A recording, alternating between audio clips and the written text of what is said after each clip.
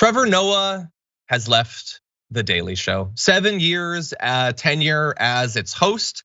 He joined The Daily Show in, having to fill the massive shoes of Jon Stewart. For many people in America, he was unknown at that point.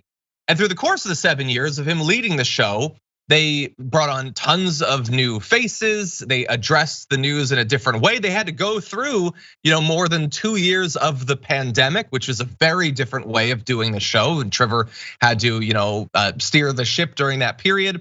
He is now leaving the position with no replacement yet chosen. There are some names that will be guest hosting. Leslie Jones of Saturday Night Live, Chelsea Handler, as well as former US Senator Al Franken will be doing guest hosting, as well as other people as well.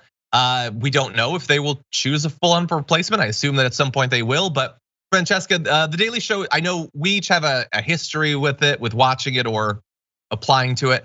And we have views of what it could look like going forward, but this is a big thing. He was there for 7 years, so it's the end of an era. I'm wondering what you're thinking. No, I think it is an end of an era. I think he did an excellent job. I also think he oversaw The Daily Show when the changes just generally to how people consume media and how people consume specifically what The Daily Show had been dishing out so consistently. It is like had been going on, right? For example, The Daily Show was no longer the only place that did media critique, right? So suddenly there were a lot of other people. The Daily Show wasn't the only place that had a progressive kind of left analysis. Suddenly there was, the internet and online streaming just sort of exploded.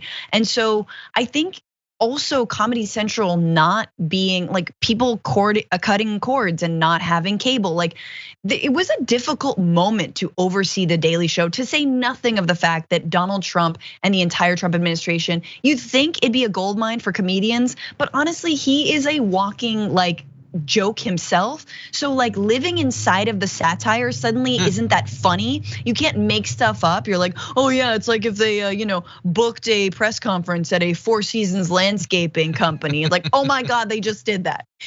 So I don't think, to say nothing of the pandemic. So I think that for all those reasons, Trump administration, pandemic, people cord cutting and not really having Comedy Central, that was difficult for him. Yeah.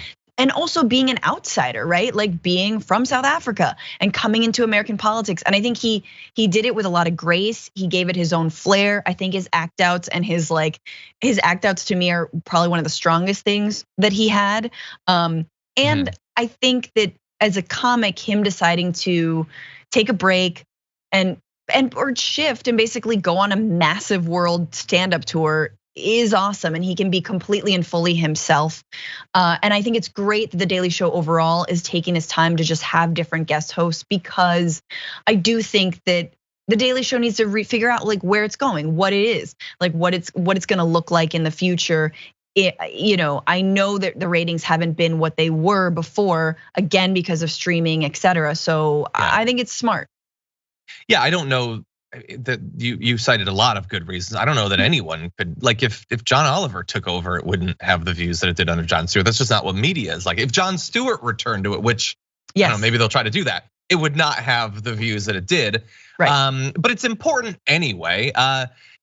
I think he had a different perspective when he would, get real, he would stop being nice and he would start being real. I thought it was good. I didn't know, by no means did I agree with him on literally everything, but I appreciated his commentary.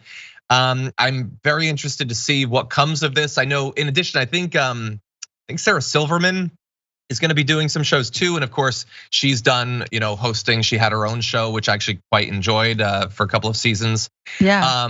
There's this comedian Francesca Fiorentini who I think they should bring on to do some guest hosting. I mean, if they want to bring in, a new young left audience, seems like that would be a good way to do it.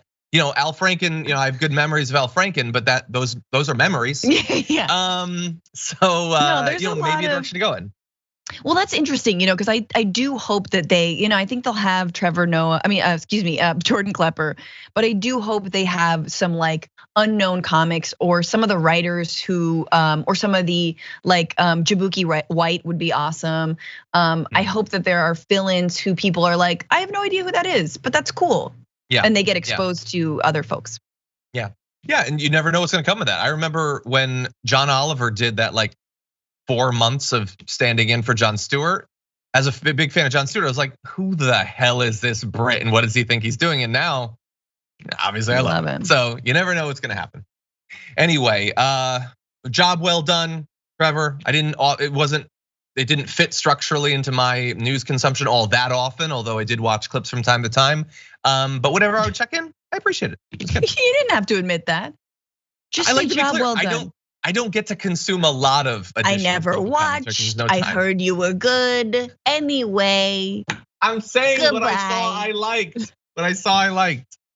Anyway, I don't have time for Kimmel either. What do you want out of me? For more political news breakdowns, interviews, stories of activism, and me trying my hardest to care about the occasional big celebrity news story, subscribe to our YouTube channel at youtube.com/The Damage Report. And you can ring the bell wherever it is so you don't miss anything.